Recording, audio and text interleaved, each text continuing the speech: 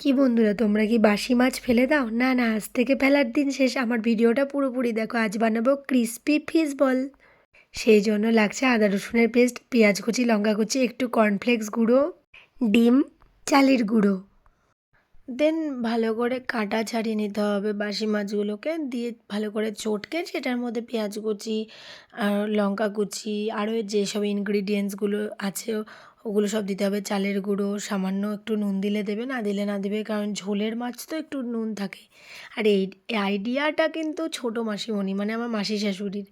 তারপর ছোটো ছোটো করে ডো করে কর্নফ্লেক্সে মাখিয়ে নিয়ে দেন ডিমের গোলায় দিয়ে আবার কর্নফ্লেক্সে মাখিয়ে সুন্দর সুন্দর করে ভাজতে হবে। দারুণ লাগলো, দারুণ খেতে হয়েছিল। মাসিমণি, তোমার আইডিয়াটা জাস্ট ওয়াও, খুব সুন্দর হয়েছিল। এ দেখো ভাজছি আমি।